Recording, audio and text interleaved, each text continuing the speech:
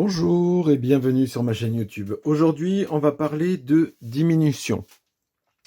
Alors, ça va être un tuto de diminution des mailles globales. Je vais vous montrer diminution des brides, des demi-brides, des mailles serrées.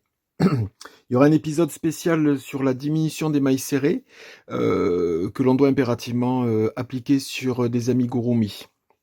Parce que la diminution de la maille serrée sur un ouvrage déforme un tout petit peu. Alors c'est pas gênant sur un ouvrage qui est en laine, en coton ou quoi que ce soit, enfin en laine ou en coton sur un ouvrage, un grand ouvrage. Par contre sur un amigurumi, ça a tendance à, du fait de la taille de la maille, ça a tendance à déformer la maille du dessous. Donc il y a une technique de diminution de maille serrée, mais ça je le ferai sur un épisode à part.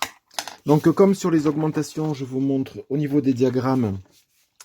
Donc les augmentations, on voyait que ça s'ouvrait pour agrandir. Au niveau des diminutions, c'est vers le haut.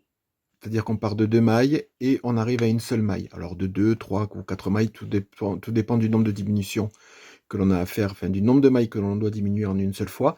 Mais dans la symbolique, c'est toujours le triangle qui est vers le haut. Vous voyez pour la diminution des demi-brides.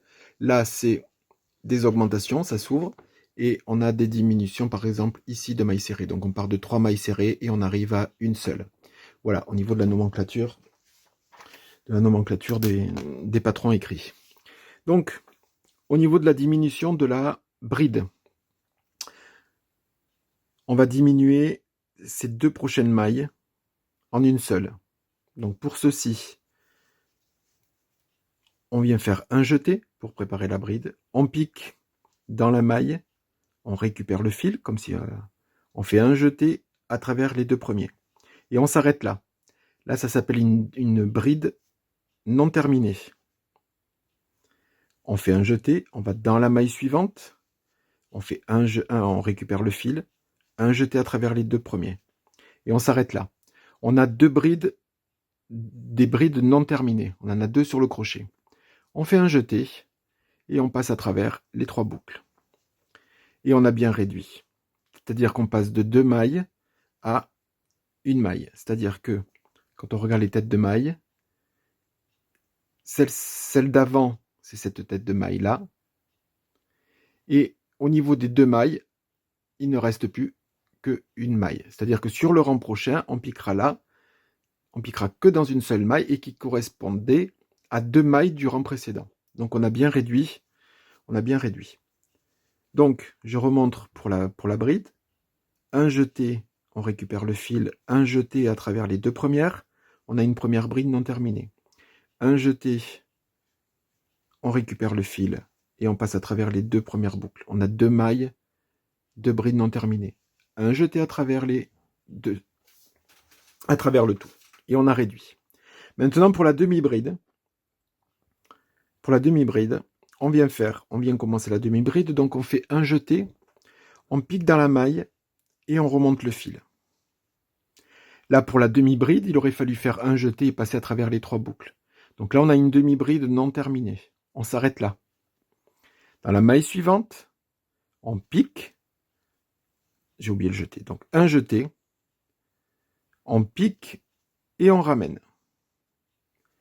On a 5 boucles sur le crochet. On fait un jeté et on passe à travers les 5 boucles. Et on a réduit nos 2 demi-brides.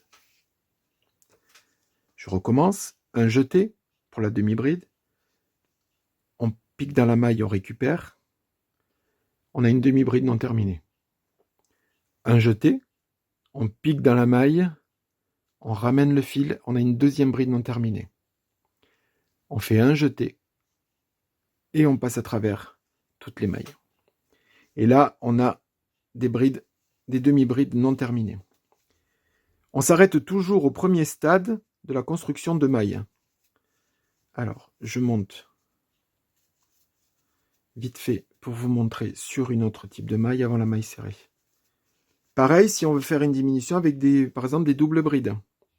Des doubles brides, on va faire 2 jetés sur le crochet, comme pour faire une double bride. On pique dans la maille, on ramène. Un jeté à travers les 2 premiers. Un jeté à travers les 2 suivants.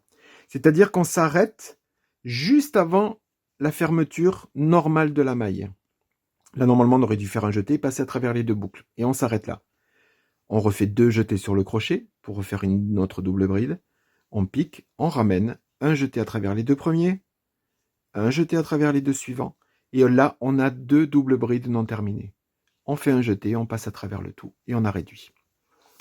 On s'arrête, on construit la maille comme d'habitude, mais on s'arrête juste à la dernière étape avant la fermeture. Et là, on a nos mailles non terminées, qu'on terminera tout ensemble pour faire la diminution.